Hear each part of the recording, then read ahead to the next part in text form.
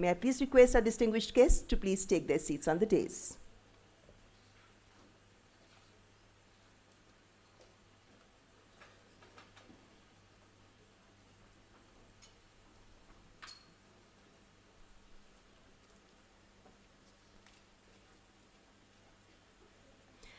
Namaskar and good morning, everyone.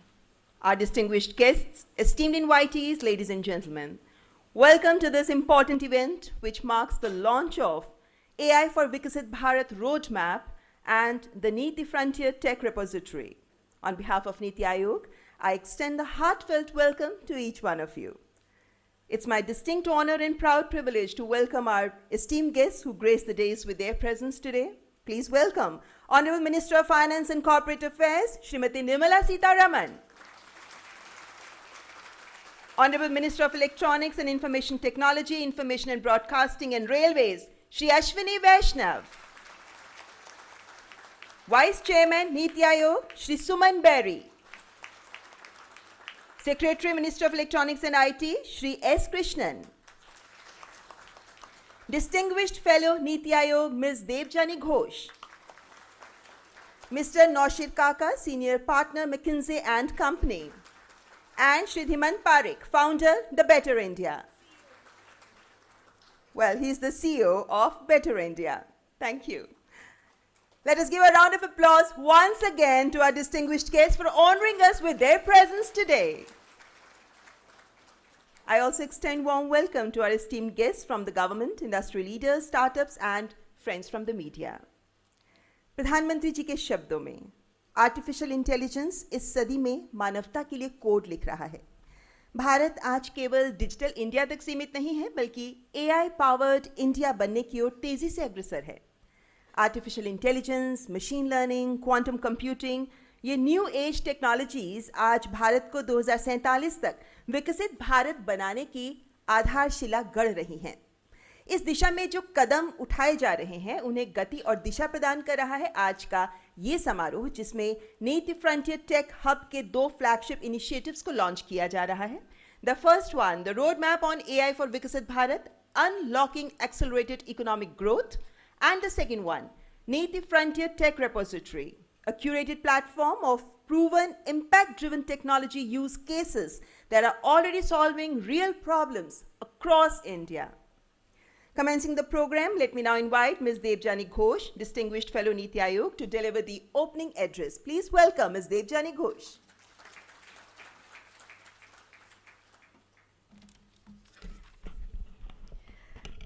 Honorable Finance Minister Nirmala Sitharaman ji, Honorable IT Minister Ashwini Vaishnaw ji, Mr. Suman Bery, NITI Vice Chair, Mr. Subrahmanyam, CEO NITI Aayog, and I would say head coach for the Frontier Tech Hub team, our guide, philosopher, mentor, Mr. Naushir Kaka, Mr. Dhiman Parekh, all distinguished guests in the room, and dear friends. You know, this is almost surreal. This is such a special day when we are all here to finally unveil the work that the NITI Frontier Tech Hub has been doing for 1 year. To have a first roadmap, AI for Viksit Bharat, which calls out how India can unlock the power of AI to accelerate economic growth, and launch the NITI Frontier Tech Repository, a very special project which uniquely showcases how people across India, from the smallest of districts to the biggest of towns, are coming together, innovators, government, they're coming together to use technology to change lives and to create a better future. And I personally could not be more thrilled that we are having today with us both Nirmala ji and Ashwini ji to bless us on this day where we are launching the NITI Frontier Tech Hub initiatives to take this forward. I could not have asked for a better start. Thank you to you, all of you. It was exactly a year back in September when a lot of you from the industry, academia, came together with NITI CEO and me to debate and discuss what should be the role of Frontier Tech Hub. What problem should it solve? And as we were debating the global landscape, the challenges and the needs, I think one thing really stood out, which is that national power and a country's ability to accelerate economic growth, societal growth, have global influence, is not just going to be decided anymore by the size of the economy, the size of the army, or the size of oil reserves. It is more and more going to be decided by technology leadership, and most importantly, control of technology. Nations that secure critical supply chains, whether in AI, semiconductor, quantum, biotech, are the nations that can set standards early and that will play a defining role in setting the course for the world. And history has shown us that spotting these trends early is half the battle won. If you can spot trends early and you invest early in building capabilities, in building the R&D that is needed to lead, you will be the leaders and the rest will follow. We were very clear that Viksit Bharat has to be a frontier tech leader. And that was precisely how the mandate of NITI Frontier Tech Hub got created. Our job, our first job, is to start by understanding what are those future mega big shifts that's going to happen in tech, and how will they impact lives, be it citizens, jobs, education, healthcare, etc. How will they drive industry transformation? How will they impact government, from national security to how governments govern with technology? And last but not the least, geopolitical dynamics, tech diplomacy, which everybody is talking about. This is the scope of NITI Frontier Tech Hub. Currently, we are working on over 20 work streams across all of these 4 lenses, and you will see a lot of these insights, roadmaps coming out in the next 3 months. And I think the secret sauce, or our biggest advantage, our greatest advantage, is the experts that we work with. Every work stream, every one of these 20 work streams has an expert council consisting of some of the best minds in the field, whether they are in academia, government, or industry, who come together to shape these roadmaps along with our knowledge partners. And as you can see, this is the expert council for the AI for Viksit Bharat roadmap, and we have sort of the best working with us to shape this roadmap, from Mr. N. Chandrasekharan, Anisha, Chandrajit Banerjee, Neelkant Mishra, Mukesh Bansal, Naushir Kaka, Anu, Rahul Matan, Dr. Chintan Vaishnaw, and of course NITI Aayog's Ishtiaq Ahmed. I mean, we have really some amazing minds who are coming together to shape this work. And to ensure that the work is not just recommendations on paper and action on paper, but they translate into real action on ground.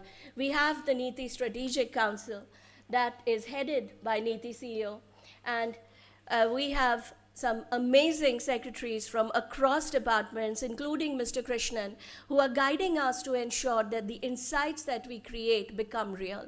And these can translate into real action, real policy on ground.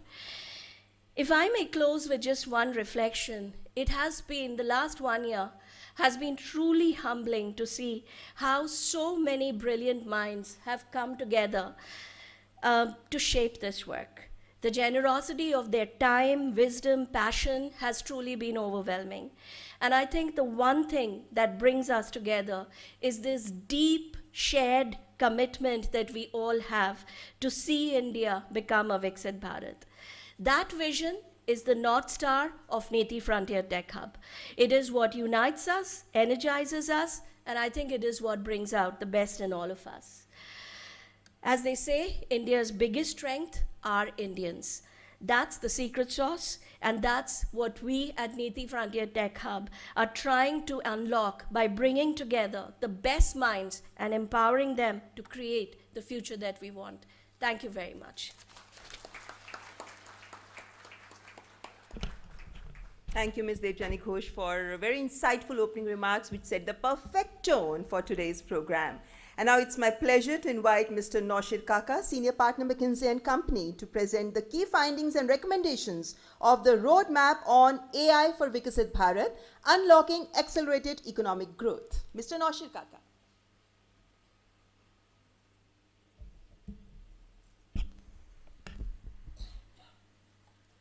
Thank you.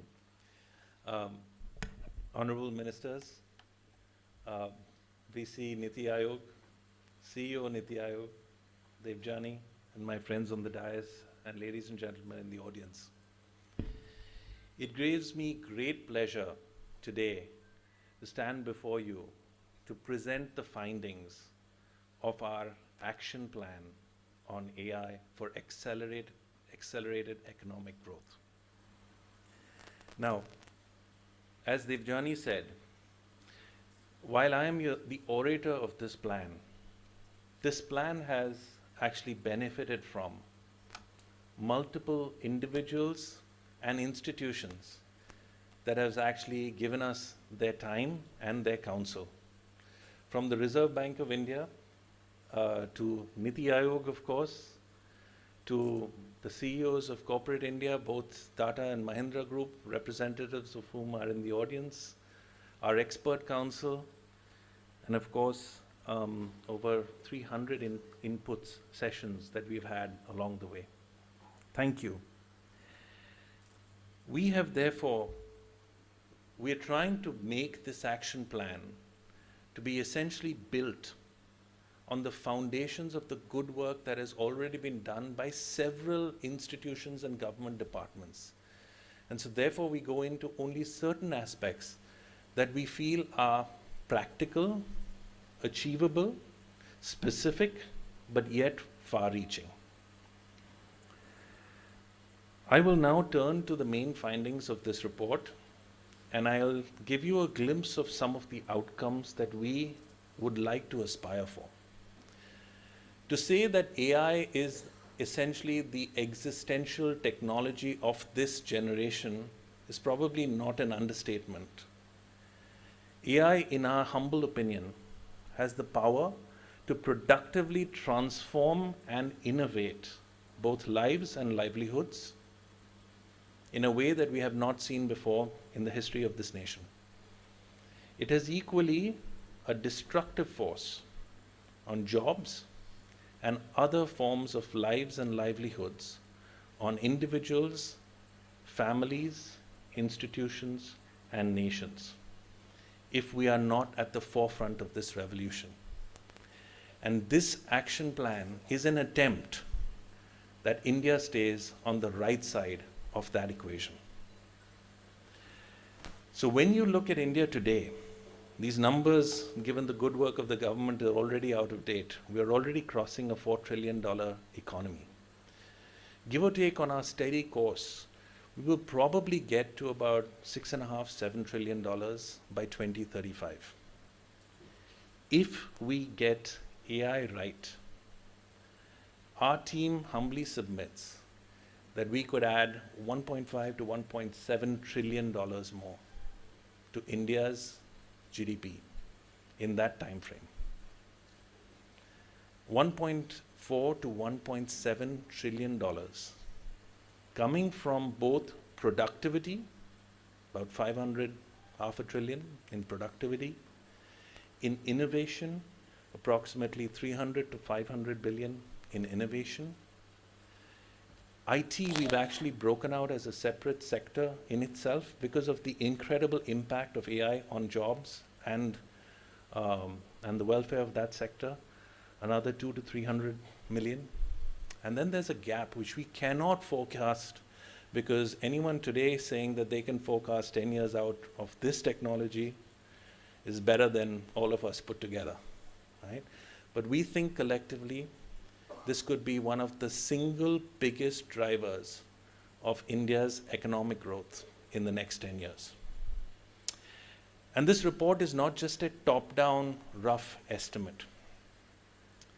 We have worked to understand 850 job families across 17 sectors, broken up by 2,100 individual tasks.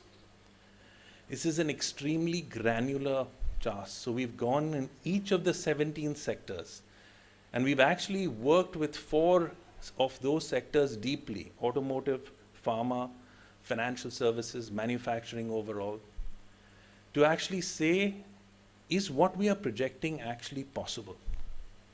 And this is that first lever, that lever of productivity. And you can see it's broken down by various sectors that actually benefit from AI. And the light blue bar that you see in the middle is essentially the delta that we believe is directly attributable or largely attributable to the faster adoption of AI in those sectors. Let me give you an example. And this came through our consultations with the RBI. There are many, many domains where if you take a bank today, you could actually transform that bank. There are approximately 25 on this page. Okay? The single biggest opportunity in front of us is not to take each of these domains in isolation and in piecemeal fashion, but to actually look at the bank as a whole and reimagine its operations. The RBI is actually working to build an innovation sandbox to do exactly that.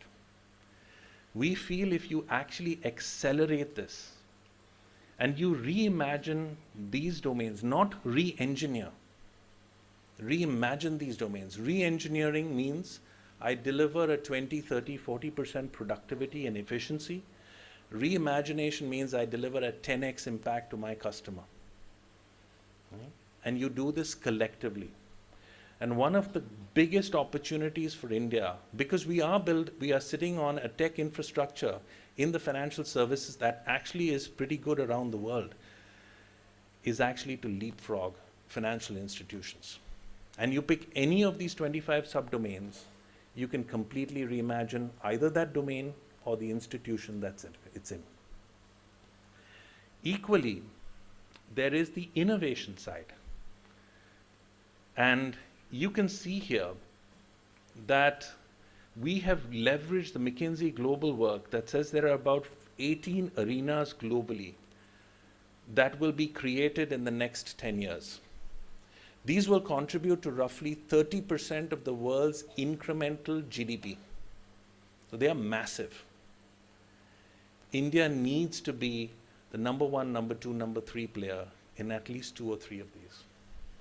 And you can see we've called out 10 of these, that we actually have more than a starting position.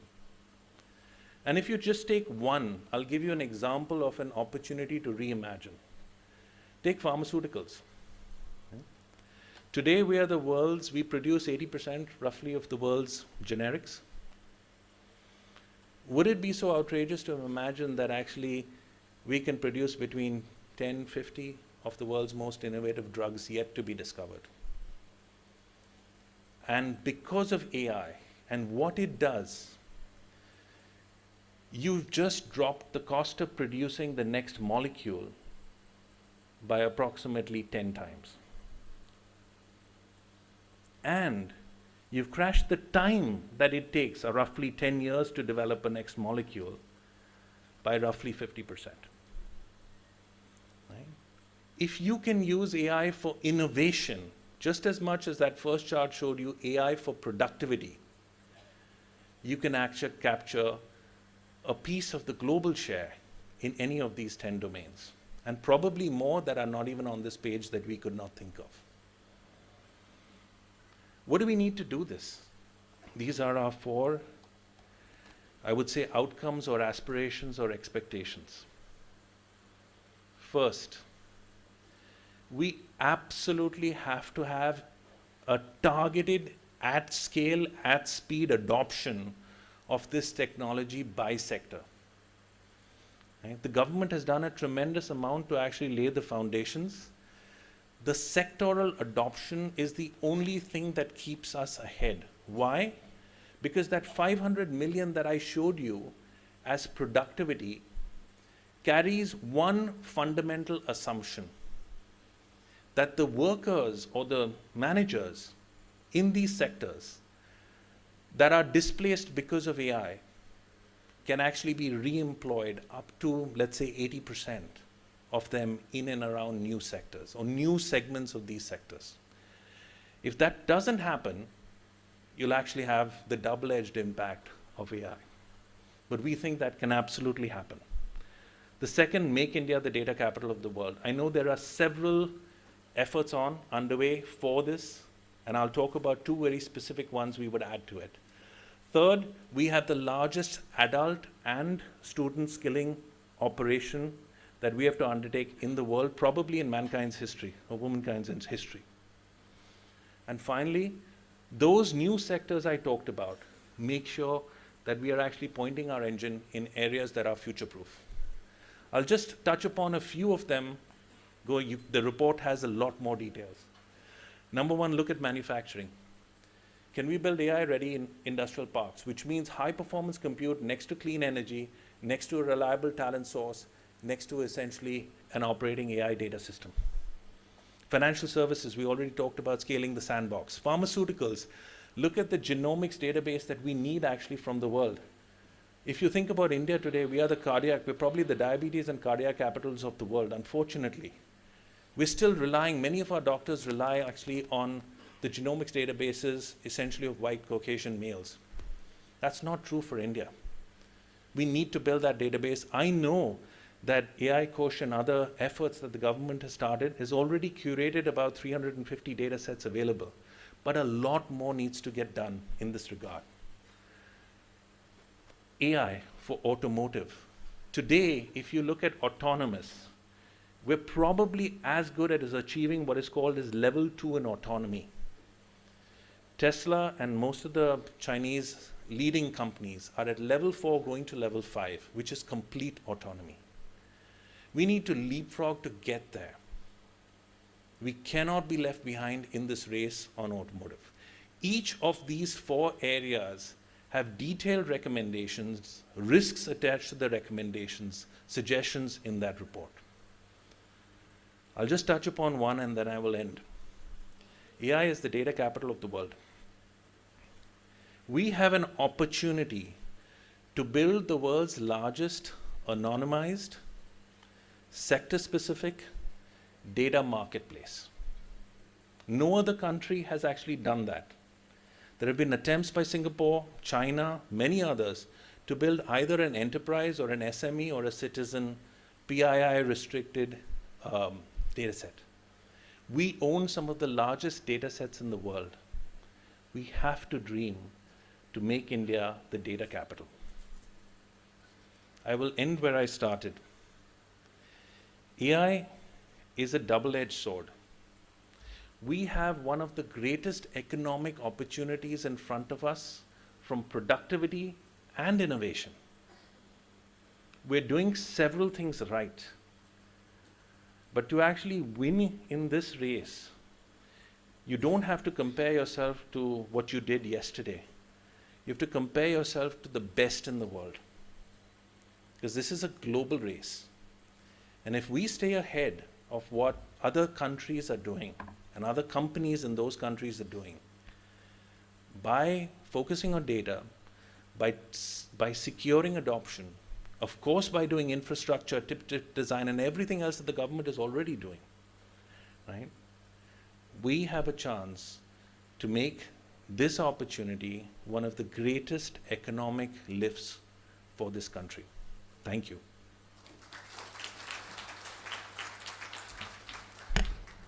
Thank you, Mr. Naushir Kaka, for a very comprehensive and insightful presentation and, of course, for your guiding words.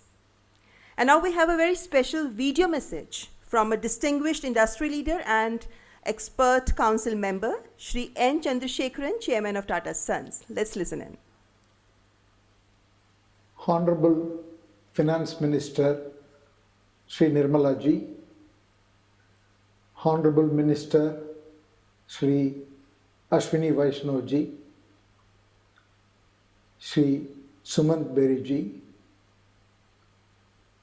Shri Subrahmanyam ji, and other esteemed officials from the government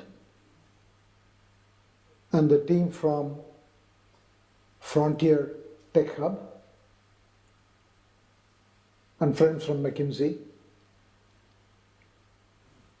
I am grateful to you for this opportunity to be able to share a few thoughts on this very important occasion when we are launching our roadmap for AI for Viksit Bharat, unlocking accelerated economic growth.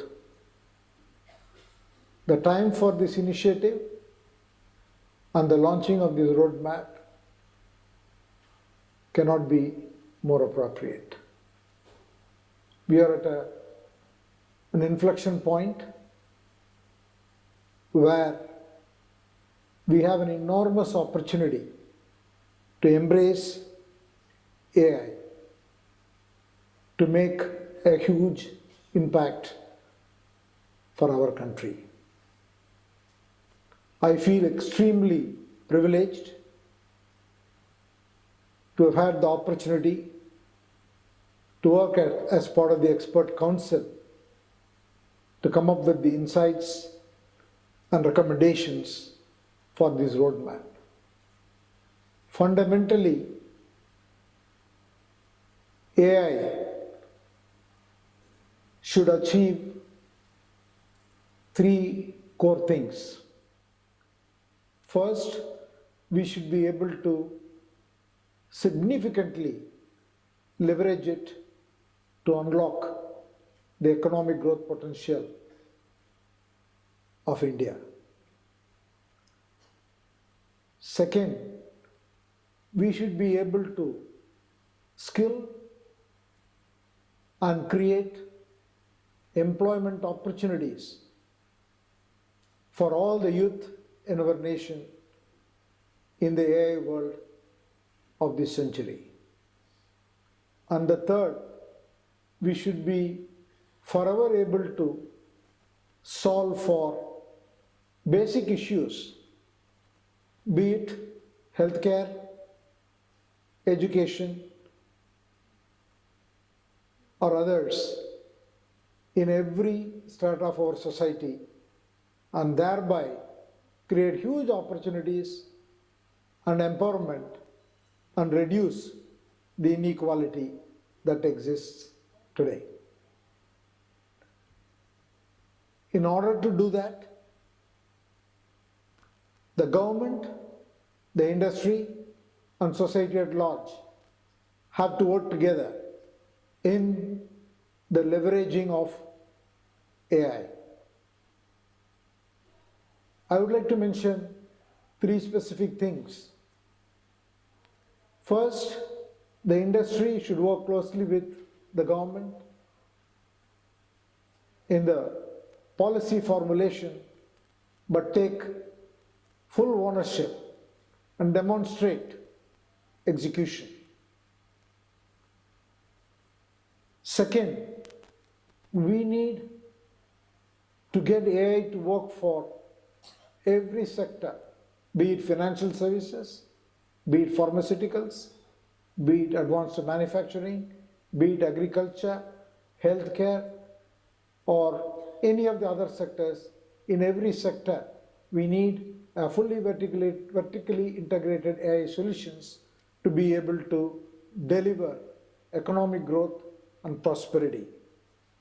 And finally, we have to continue to empower the youth in this country with the right skills and also the opportunities for entrepreneurship, and also enable all our small and medium enterprise companies to take full advantage on the power of AI to deliver value, jobs, and economic growth.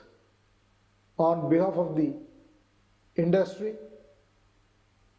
I would like to thank the government for its vision, for its engagement, and want to commit that the industry will work together with the government and do what it takes to achieve Viksit Bharat.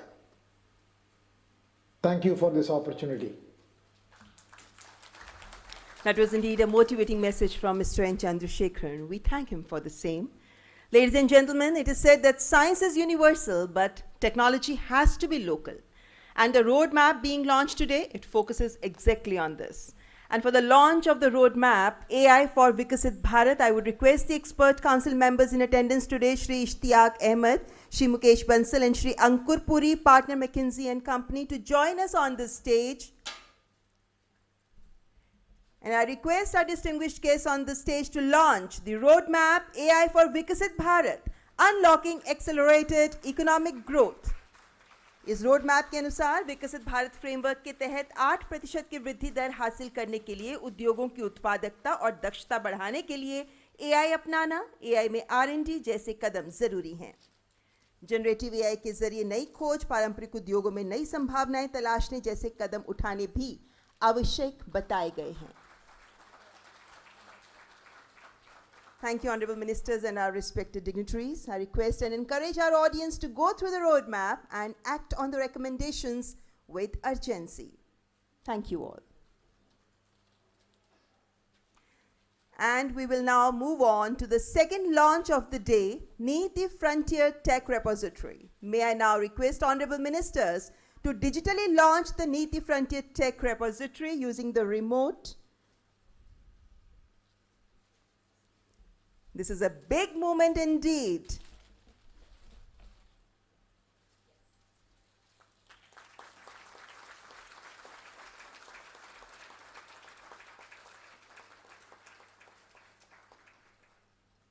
Thank you, Honorable Ministers.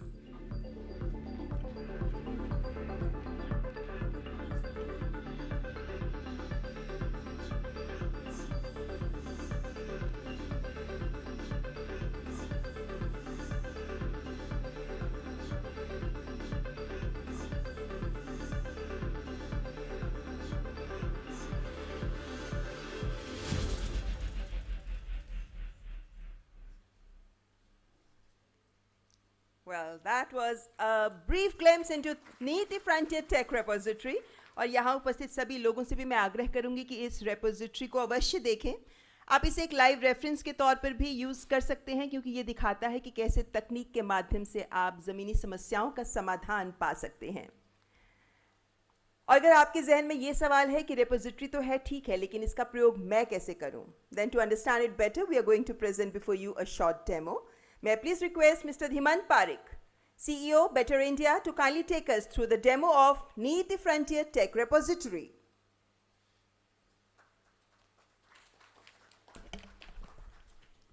Thank you.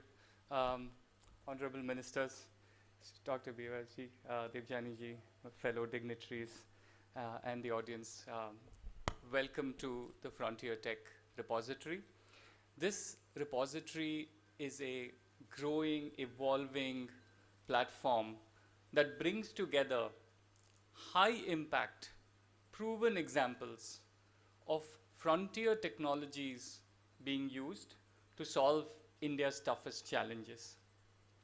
Each story in this repository is a deep dive into the problem that it addresses, the solution and the technology that it leverages, the stakeholders involved, and more importantly, the stellar impact that it creates. Could you just go back? Okay, so there are many ways to navigate through this repository. We have launched this repository to begin with 200 stories across 4 categories. These categories are agriculture, education, healthcare, and space, defense, and security. So any user, for instance, if you want to go through, hey, what's happening in the frontier technology space, in the education vertical, you could actually click on the education category and see and land here and see all the frontier technology innovations like AI, robotics, which are being used in the education space. Not only that, you can now deep dive into further sub-verticals. If you're interested to know what's happening in rural education or in personalized learning, you could actually click through that and land on such specific use cases and innovations that we've written about. The bigger part that I was talking about, which is impact, all the stories that are uploaded onto this platform are summarized from an impact perspective in these impact metric cards. So as of the stories that we have already, we have this impact metric, which is 23,000 plus students have had improved learning outcomes, how many schools have enhanced classroom learning. And as more stories will keep getting added to this platform, these metrics will keep changing. And in fact, even more newer metrics would get added to this. Now let me give you a specific case study and how it looks on the repository. We have this wonderful initiative by Dr. Soumya Jha called Padhai. Dr. Soumya Jha, former DM at Tonk, she and her team has launched this lovely initiative called Padhai with AI. The idea was to address the poor math outcomes in examinations. And so this AI-based personalized learning was built and deployed, and it's already having such massive impact. So you can actually read about the entire solution, how this team has implemented it. You can also get a summary of the impact. As you can see, close to 100% increase in the class 10 math pass rate, right? And so you can deep dive now further and say, okay, how could I use this solution to solve similar issues on problems in my communities? So while we've focused on how you could go through these 4 sectors and come to these case studies, we've also got a separate section which is navigating through case studies through every state, because there's so many innovations that are happening across states, and that is where we present you the NITI States Spotlight, where you will be able to actually see the innovations happening in every state of the country.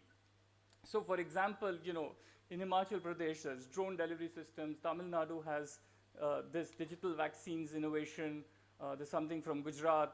And we strongly recommend state administrations to submit their impact stories on that email address that we've given there, so that we can make this platform richer for everyone else to use. So for instance, I was talking about one such sample story is from Himachal Pradesh. This is a drone delivery system. You would have seen that demo at the outside. The drone delivery system, which has been built by Tech Eagle, they are using drones. It's such an amazing initiative. They're using drones to deliver healthcare medicines in really hard to reach areas of Himachal. And while this is a great innovation and impact that they've created, what we wanted to address as part of the repository is that if you were to adapt this for solving for some of your own use cases, how could you go about it? And this is where we've introduced this section called Build Your Own, which actually has predefined questions from samples like, how can I implement this? What are the resources do I need? Is it accessible? What are the policy support that's involved? So you could actually click on any of these and get customized solutions for your questions after having read a case study.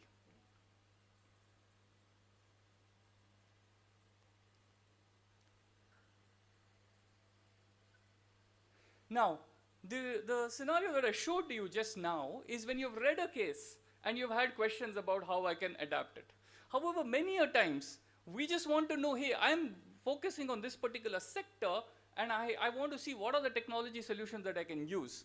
And this is where we have built in the FTH Assistant, which goes through all the case studies in the repository and generates actionable knowledge for your questions. So for instance, if you have a very generic question, like, hey, how could I use, let's say, drone technology in agriculture? Now, this is a very generic question. So it would go through our entire repository and give you specific solutions that people have implemented. And you will be able to take each of these and dig deeper. So this is another very interesting feature we've built on the repository, where you could come in and ask about any sector, any technology, and get actionable insights. So to conclude, I would really kind of like to say that this repository is indeed your gateway to India's innovations. We have covered so many bright sparks as stories, and I would urge all the stakeholders here, the impact creators, state administrations, to scale these sparks. And the more we scale these ideas and make them pan-India, we will truly be on our path to becoming Viksit Bharat. And before I conclude, I would just want all the impact creators who are here to just stand up. Let's give them a round of applause for the amazing initiatives that they have taken.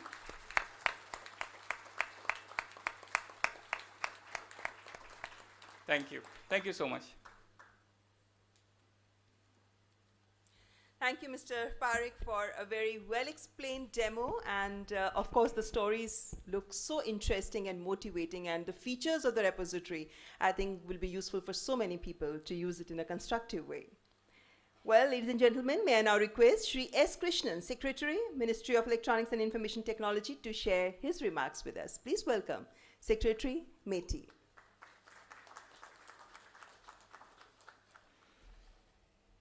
Honorable Minister for Finance, Honorable Minister for Railways, Information Broadcasting, Electronics and Information Technology, the Vice Chairman of the NITI Aayog, CEO NITI Aayog, Shri Subrahmanyam, Debjani Ghosh, the Distinguished Fellow NITI Aayog, Mr. Noshir Kaka, and Mr. Dimant Parekh, ladies and gentlemen. My job this morning here is, you see a tagline right at the top which says, "The Road to India AI Impact Summit 2026." And we are looking at this event to build momentum towards the AI Impact Summit, which India is to host as the chair in February of 2026, chaired by the Honorable Prime Minister, and with the theme of AI for all and AI for good.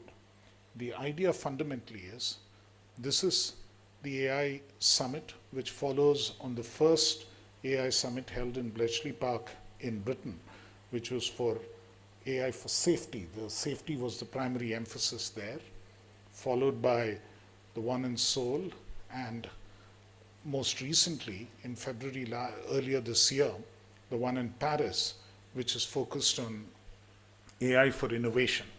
And finally, we want to actually host this summit focusing on the kind of impact that AI has made, and what we've seen in the demonstrations today and through all of the Frontier Technology Hub's repository, you can see the kind of impact which is being generated. And we are in the process of leading up to this particular summit, which in a number of ways should be landmark in the history of AI and the way that it gets adopted for what is happening internationally and across the world. And as was pointed out in the explanation of the AI for Viksit Bharat roadmap, the impact that AI can have, not just on India's economy, but the global economy, is so profound and so significant that we need to sort of take the leadership position in this area, and that is what the summit is all about. And this is very effective preparatory activity in that direction.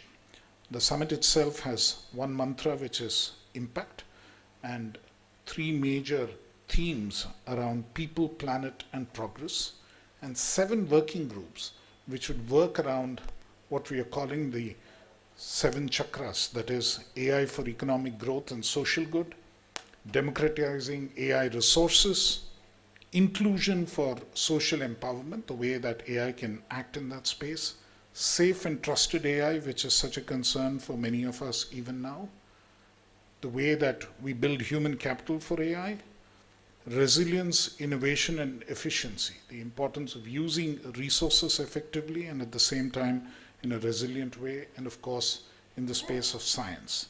These are all the 7 major themes around which we would have working groups and meetings, and the intent is to actually also have 5 major regional events across the country and about 200 pre-summit events, and this today is one of those 200 pre-summit events that we are hosting here.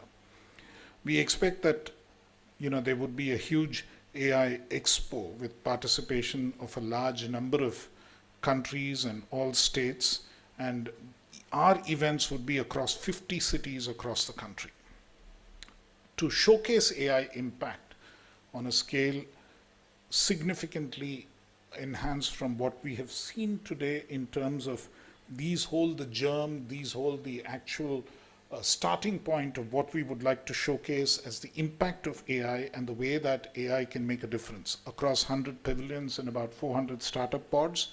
That would be the AI Expo showcase that we would like to do.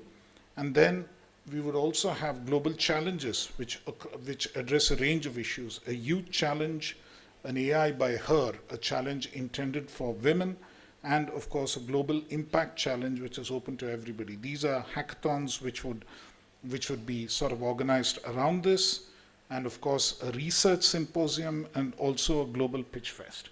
I'm extremely happy that many people in this audience are already involved with a lot of this preliminary activity that we have already commenced on this, and we would be able to work together in the days to come to ensure that the deliverables and the actual impact that we can deliver through the AI Impact Summit to be held in February meets the kind of aspirations that we have.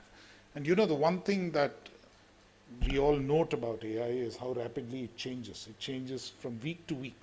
And I'm very happy to note that in the presentation which is made on the AI for Viksit Bharat roadmap, one of the things that they have told us is the AI Ghosh needs to expand from the present 350 odd databases.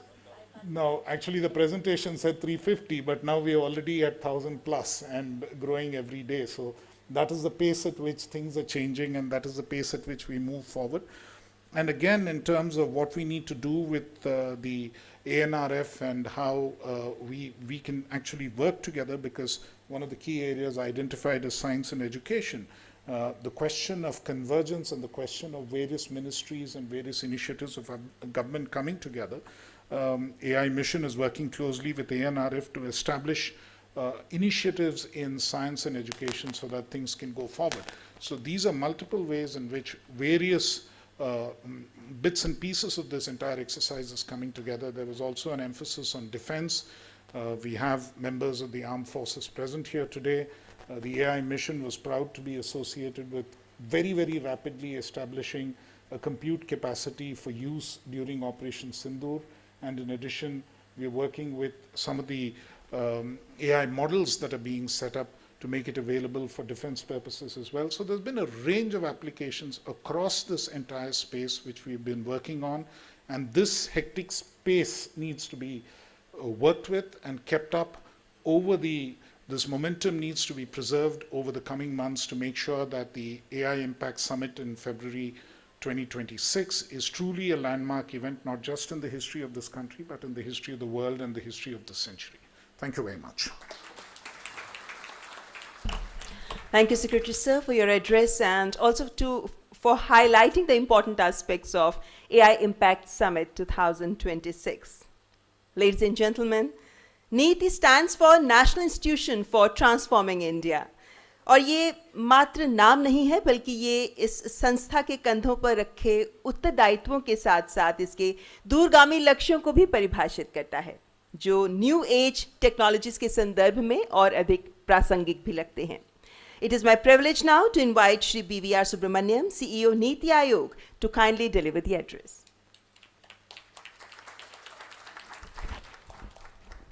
Respected Finance Minister, respected Mighty Minister, distinguished members of on the dais and in the audience.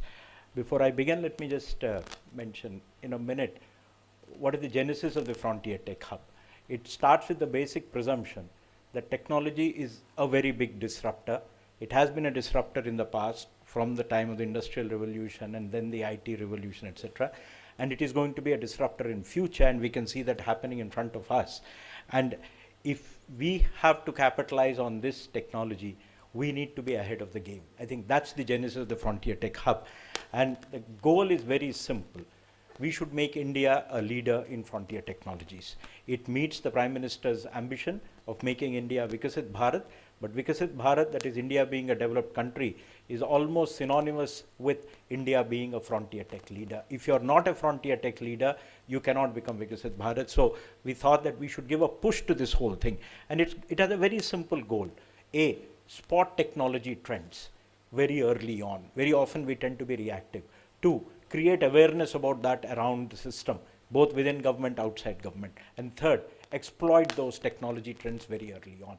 Build capacities, bring capabilities, move industry, move the government in that particular direction so that we are actually ahead of the curve, and therefore you make India future ready as a consequence. So I think that's the simple genesis of Frontier Technology Hub.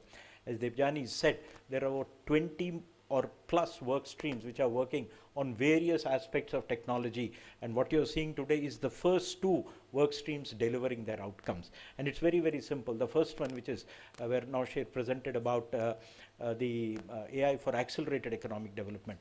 If India is to become Viksit Bharat, that we have to move from where we are now to a $7 or a $10 trillion economy and then to a $30 trillion economy, you need to grow at about 8%, which means you need to bump up your growth rate. And if you need to bump up growth rate, it has to come from efficiency and productivity gains. And AI is something which is visible and apparent to us, which we can utilize effectively to increase our growth rate. And I think that's what the message is.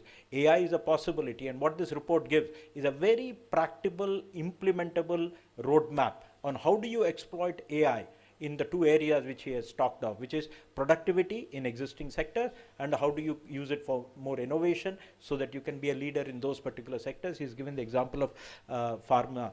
So what we have in this report is sectoral playbooks. The next step is simple.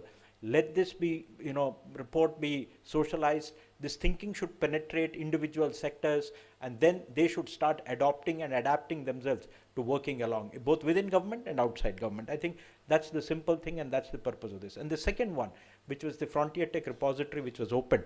I mean, this is actually technology for impact at the grassroots.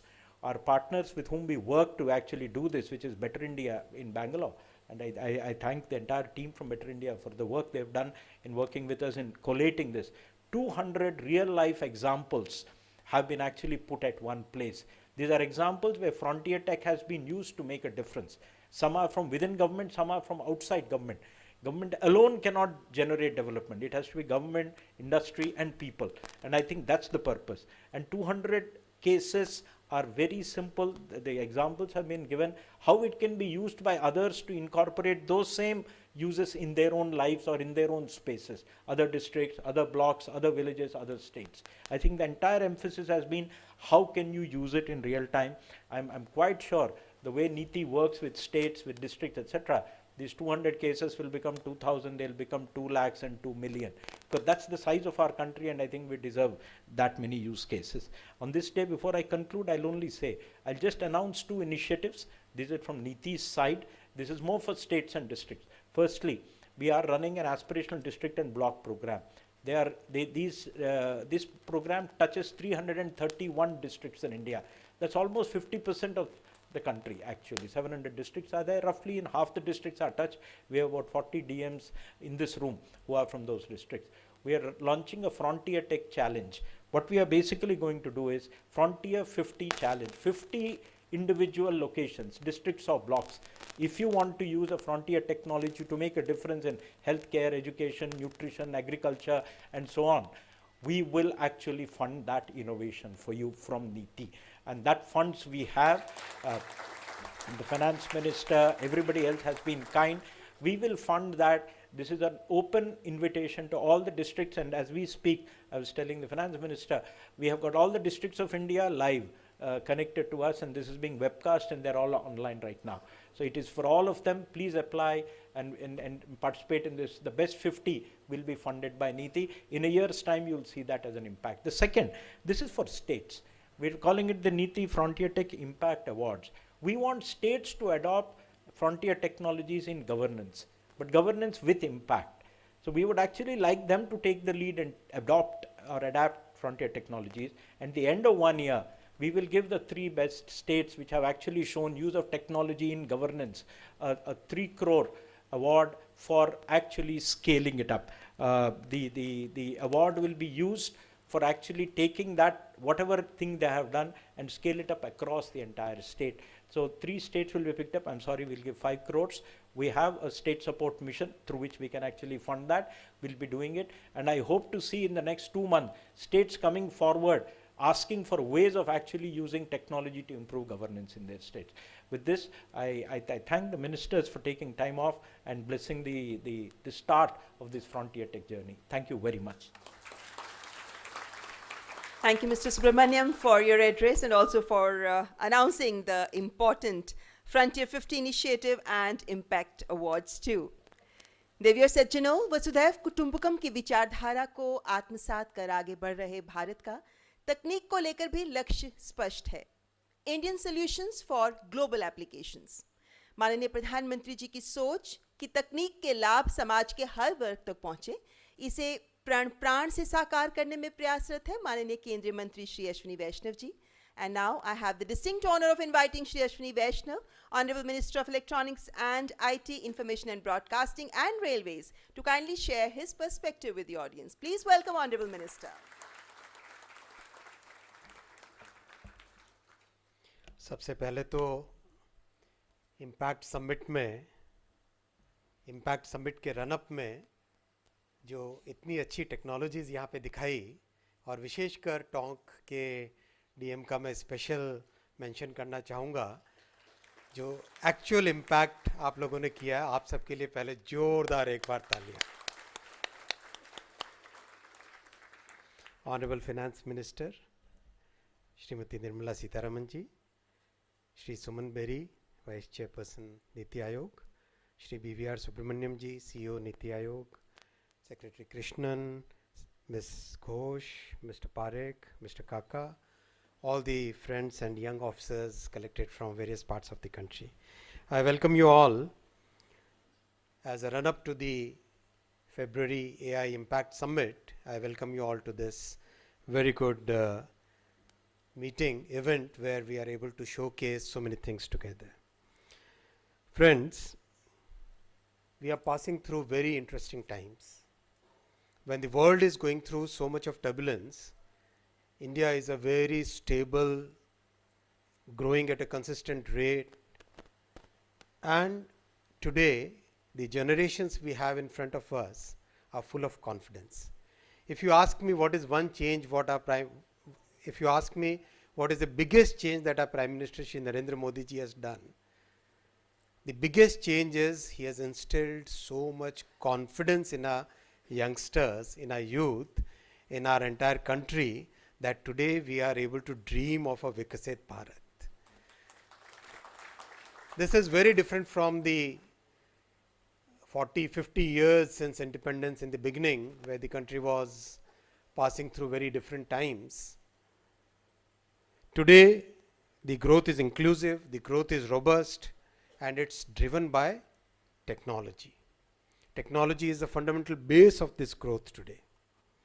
And no country can think of being a Viksit or a developed country until and unless it has good mastery or good control or good confidence about a few technologies. And these technologies are telecom technology, semiconductors, electric vehicles, biotech, some of the most complex engines, quantum, rare earth, and a few more. These are technologies which we will have to master, we'll have to adopt, we'll have to develop talent pipeline, and we will have to make sure that we remain in the frontier. And over a period of last few decades, the biggest change which has happened and the biggest factor which has joined this constellation of technologies is AI. Because AI is now affecting practically everything that we do. Like internet, which changed everything that we did, AI is also going to fundamentally change the way we work, the way we live, the way we consume, the way we teach our children, the way we do healthcare. Practically everything is going to be impacted. That's why it's very important to make sure that we are front runners in AI technologies or in the use of AI, development of AI. The core of this path will be R&D on one hand and getting a very, very strong and deep talent pipeline on the second hand. And that's one of the major focus that we have taken in practically everything that we do in technology. I'll give a couple of examples. Let's take the example of semiconductors. When we started the mission in 22, our Prime Minister gave us a very clear roadmap that semiconductor mission has to be for a minimum 20 years roadmap. We have to develop the ecosystem and we have to make sure that the talent pipeline is a primary focus for our work. That's why today we have 278 institutions, universities and colleges where the students are today using the latest semiconductor design tools. They are designing chips and 20 of those chips got manufactured recently at SCL Mohali. Another batch of 15 is at this point of time undergoing manufacture, taping out at SCL Mohali. Now, where in the world will you find university students, college students designing complete chips which get manufactured also and tested and used in the systems that they want to use in? This is the level of talent development that we are taking up, friends. And this is where our Prime Minister's clear guidance to us, clear focus on developing a very important, very deep, very wide, very diverse talent pool came into play. I'll give another example, AI. The AI mission, our Prime Minister is known for democratizing technology, right? Whether it is the UPI, whether it is the way the DPI, the digital public infrastructure, is used everywhere in the country and now known across the world. In the AI mission also, the first task that we took was to make GPU compute facility, common compute facility, available to a very large section. When the mission was approved, the target we took was of 10,000 GPUs. And today we have 38,000 GPUs available for everybody. And I'll request that part of the NITI Aayog commitment to the aspirational districts and to all districts, let this GPU common compute facility be also available to the districts which want to develop new solutions, and the AI mission will be able to give it to you. Against target of 10,000, we have done 38,000. Secretary Krishnan was just noting the latest update of the data sets. It's actually 2,000 plus data sets available, not 350 or not 1,000, but actually 2,000 plus data sets which are now available on the AI Ghosh.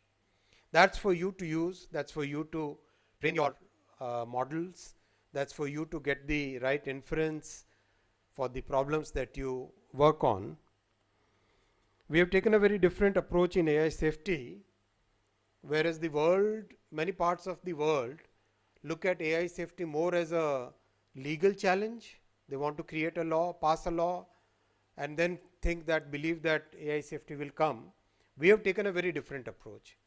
We have taken a techno-legal approach, and our AI Safety Institute is a virtual institute, which basically is a network of institutes, and each of these nodes in the network have taken one problem to solve for. For example, IIT Jodhpur is solving for detecting deep fakes, and the technology that they have developed, the algorithms that they have developed, are today able to detect deep fakes with very high accuracy.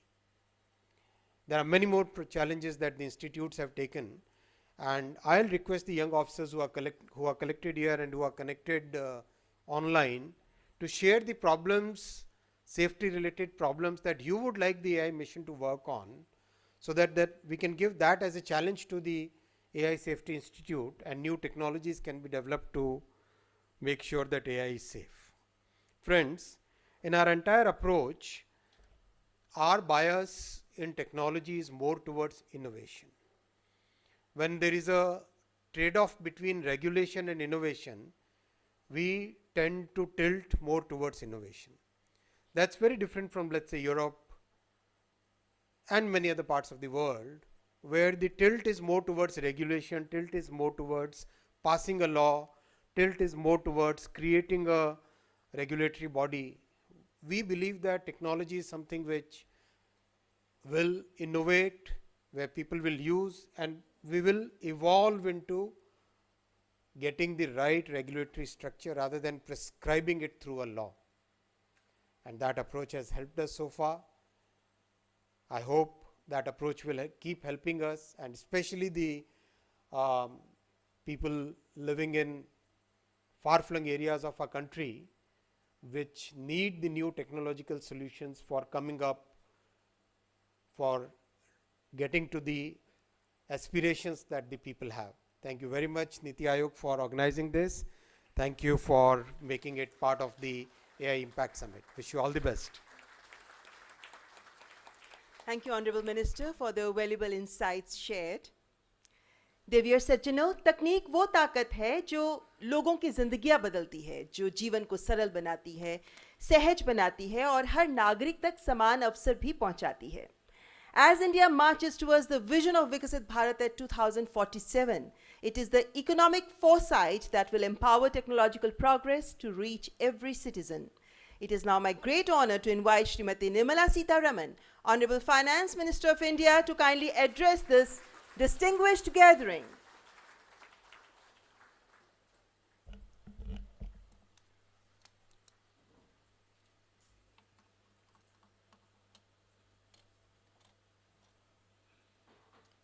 Good afternoon, my colleague Ashwini Vaishnaw ji, Vice Chairman of the NITI Aayog, Dr. Suman Bery, CEO Subrahmanyam ji,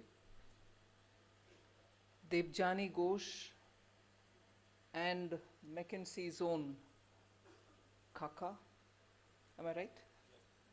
And Pathak ji, and all the experts who have come here, DMs from over 300 districts, I'm told, are live in connection with us, and also 30 odd DMs who are present here for having done extraordinary work in the ground, and also all AI enthusiasts.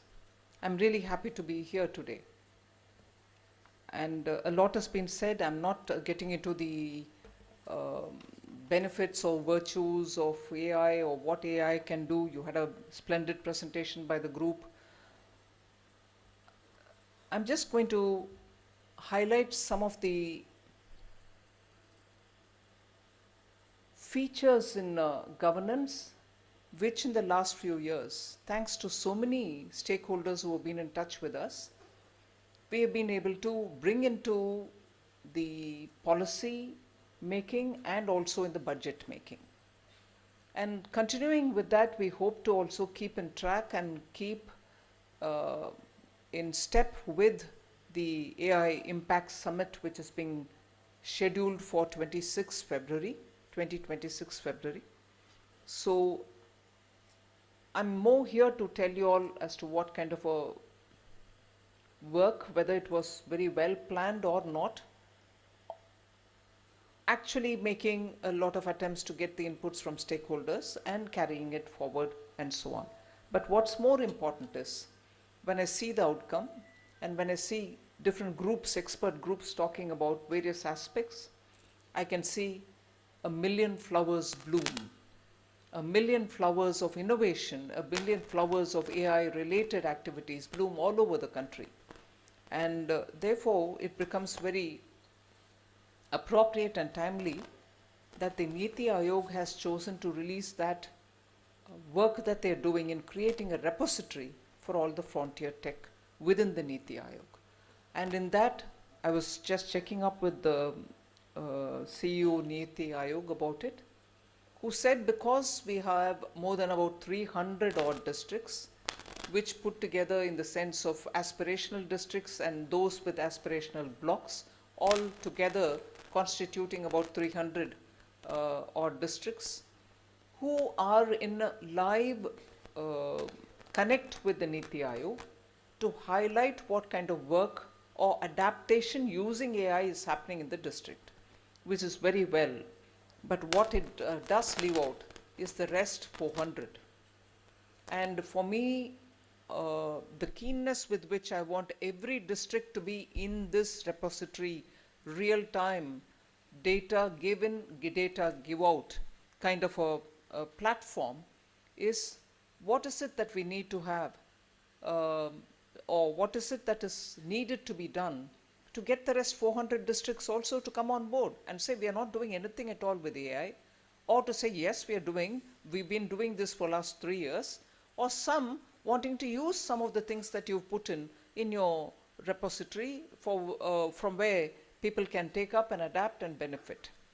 It requires, of course, DMs of the Tonk former district collector who attempted to do something, and naturally, because she had put her heart and soul together in getting AI to help with education, she saw some results. So have others who have done, not so much government official, but private entrepreneurs and startups, which have ensured that far-flung areas in Himachal get medicines delivered to those really far-flung villages. And now that they are spreading it to many other northeastern states like Meghalaya, there are always ways in which quickly such technology innovations can be adapted by other districts as well. So I would want NITI Aayog to see how best the rest of the 400 who are not aspirational districts or blocks, and for whatever reason have remained out of all the 760 or 70 districts will have to be in that repository, either to benefit from or to put in their success stories into it. So I would think that is one of the biggest thing. To start with, I already feel the energy in this room where people are revving to do more, wanting to have more assistance. I do not want to crow about what in the last few budgets we've done, but Debjani is probably a first-hand witness who can probably stand up to support me. In the last 4 budgets or 5 budgets, if I remember correct, every time, other than the pre-budget consultation which happens by routine with industry, with trading bodies, with science and technology people, with the health sector, with agriculture sector, and so on. There was one which was never defined or described, but off the schedule, and that was that one meeting which Debjani and her NASSCOM team would come. And we would ask her to tell us, it's all right, you came in as a group to talk, but tell us that one specific big gap which you find in government, either in the name of funding or in the name of policy support. And she would patiently sit with all of us to tell us, and this I never did alone. I had all my secretaries from the finance ministry to listen to her group. And that is how I would say, whether we did the best thing or not, we brought in a quantum. I distinctly remember her coming and speaking to us, also talking about the GPUs, about which she was saying so many things today. First thing she came to highlight was, we're not doing adequately on GPU. And she was never polite. She would say, you're not doing it. And it used to be one of those hot, really hot interactions where we would go back to say, oh my God, we have not done so much, we've lost a decade, and she would drive home the point very effectively on that. So as a result, the budget had an announcement on quantum mission. The AI centers for education, for agriculture, for health, and urban spaces, urban cities. Now when you showed the presentation, I see you have retained agriculture, you've retained health, you've retained education, but you're talking about now space and space technology. Fine, what has happened to my urban spaces? Where is it? Have you dropped it out? It was mentioned on the recommendation of the team which met me. So we need better cities to live, and therefore I'm very insistent that AI should help us give solutions for better city urban areas which exist, and for newer urban centers that we may plan. I think we need to have a greater understanding that AI probably is capable of giving us in situ solutions without having to remove people from where they are, but keep them there, but give them the solutions which has been waiting for decades. So in that way, where I listed out on quantum, I listed out on AI centers of excellence for these specific areas. I also will have to say the first ever big ticket announcement in the budget was after a thrashing session again with Debjani on semicons. She said, what are you all up to? You're doing only these. Even today, a week ago or 10 days ago, she called me to say, what you're doing in AI is insufficient. You're just looking at chat GPT type of user end problem. But what are those cases where we need to have solutions given? So there's been a live, continuous, interactive session with the NASSCOM and also others who are engaged in AI-related activities. So the constellation, as an expression used by Ashwini, technology constellation, we are, I think, clear that we do not want to be behind in any one of them. The constellation and the stars which make up the constellation, we are not losing out on any of them. We are not behind, but we cannot be just at par. We need to lead is the Impact Summit's goal, I would say. In each one of the stars which make up for the constellation, we need to have leadership role. And that's where the effort of the ministry is going. And I'm quite happy for what they're doing. And I can assure you, working together with the Reserve Bank of India, the case which was mentioned in your presentation, Kaku, is the Reserve Bank of India is certainly creating sandbox for various user testing application and so on. Sandboxes were used also when we were talking about digital currencies, retail and wholesale retail digital currencies, which the Reserve Bank wanted to try, and it worked well for them to have the sandbox done. So sandbox creation for financial sector AI applications, for financial and insurance sector AI application, yes, the RBI will create. But I'm seeing wherever I go, people and delegations meeting with me to showcase how much they have advanced in this. The sandboxes may be of use for us to see where the regulatory mechanisms can come in with a soft touch approach and not to clamp down on it, so that we are happy that we are regulating, but in the process, unfortunately, we are probably killing the technology itself. We do not want regulation that literally wipe off the regulation, wipe off the technology itself. We want regulations because we want a responsible application. We want what was earlier discussed in the UK meet, the ethical application of AI and so on. But that bridge is probably now crossed because we know how best to go on the ethical regulations and so on. But that has to be kept up because AI is not static. As we heard now on the data sets and so on, AI is a rapidly progressing, real-time, dynamic thing. And therefore, all of us will have to be conscious that we don't sit back on the ethic, because repeatedly I heard the word used several times by our McKinsey friend, that AI can also have its challenges, and that can affect our so-called demographic dividend that we are talking about.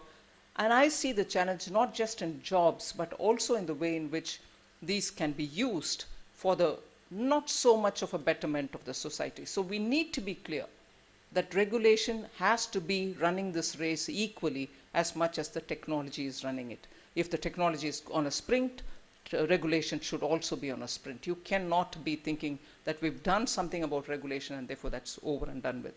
So the other interesting aspect which I heard was about the crashing of time, so that we should not lose out on the benefit of the demographic dividend which all of us are talking about. So we need to crash time so that we have all the benefits reaching out to our people. Yes, it is important, because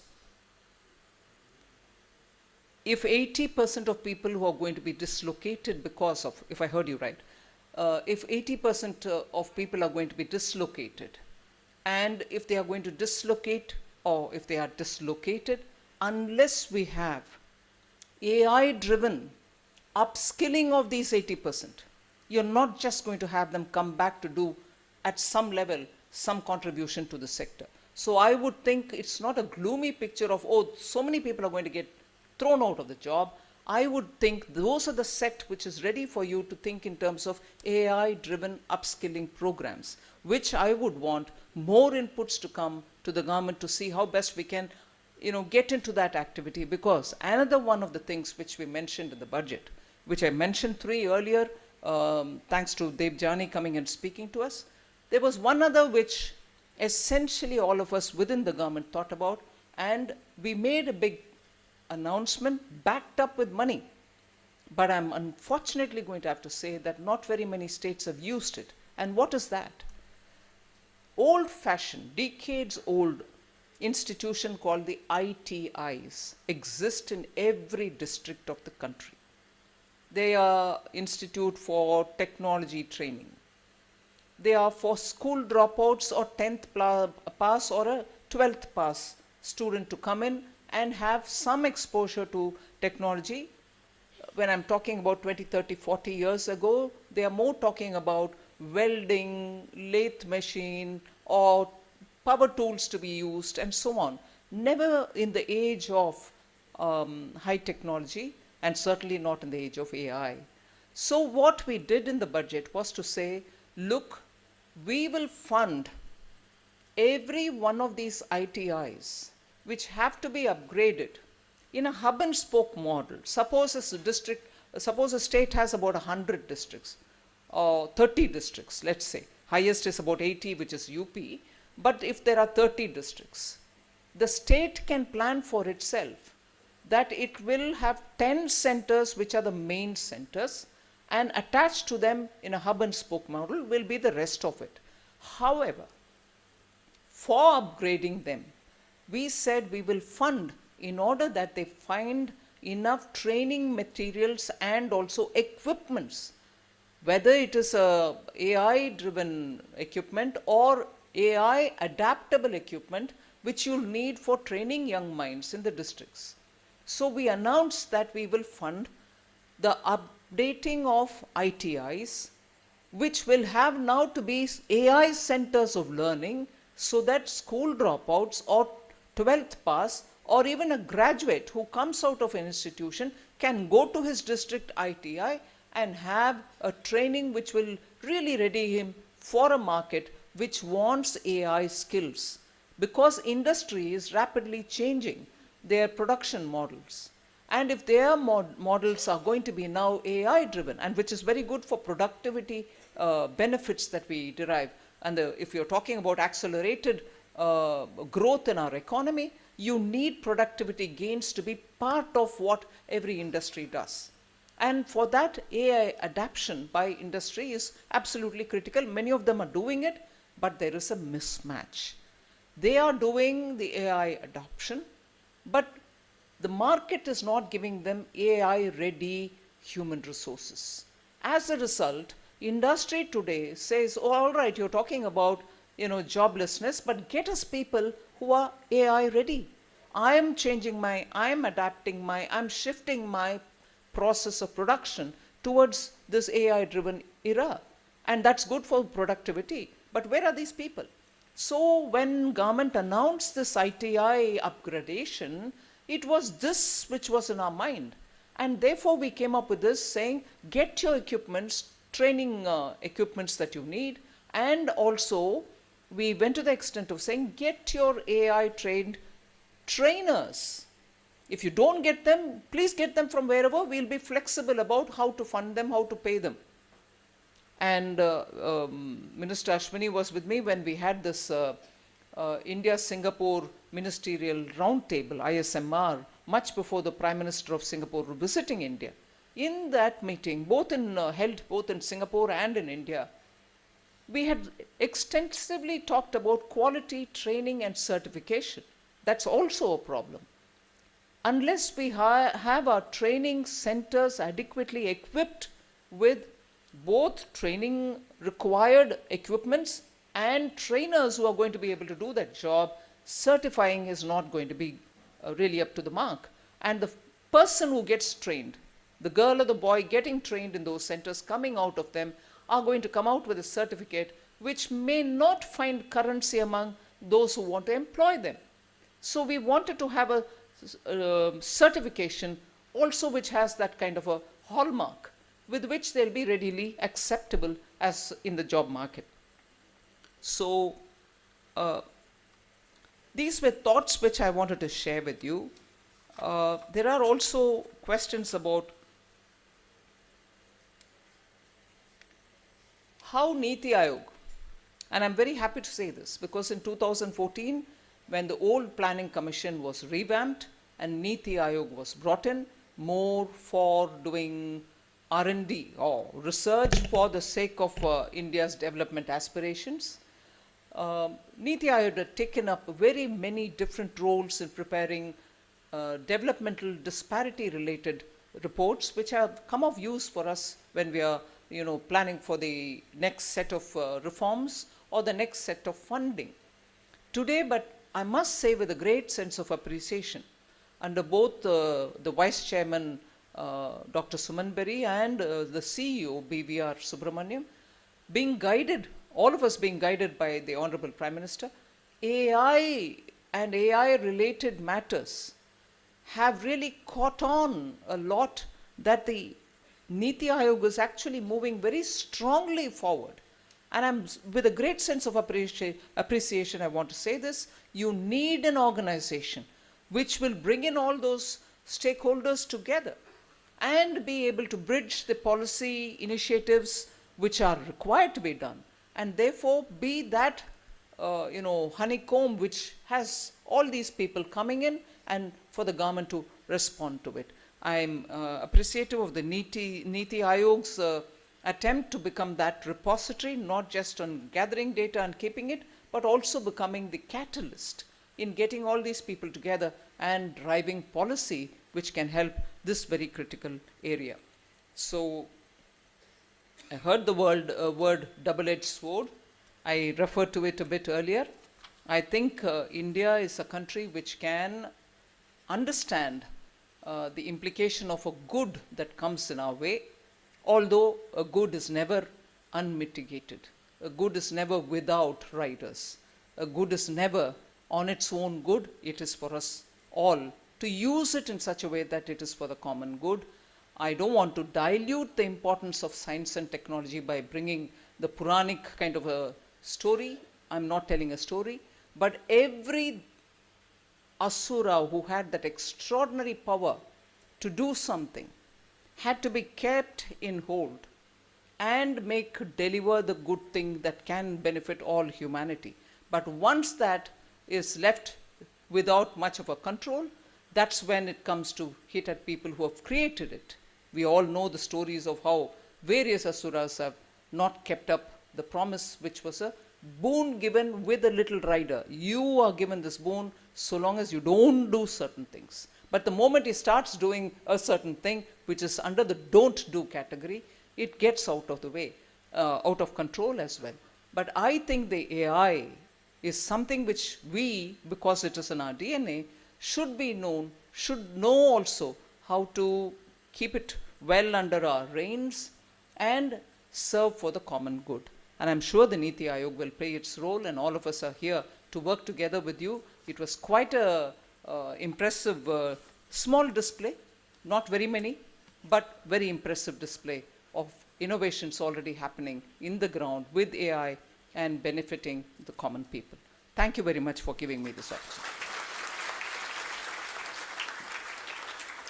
I sincerely thank Honorable Finance Minister for her guiding words and also highlighting all those areas that we need to focus on if we want to make AI for all a possibility, and for urging us towards progress with conviction with AI. And I would like to thank all our distinguished guests on the days for sparing time and being here with us. On behalf of NITI Aayog, I also thank all our esteemed invitees who've joined us on this beautiful and very, very important occasion of important launches which were done today. Thank you all. Thank you so much. I thank Honorable Ministers for being with us this evening. Let's have a big round of applause for all those who are working to make AI a reality in India. A big round of applause here, please.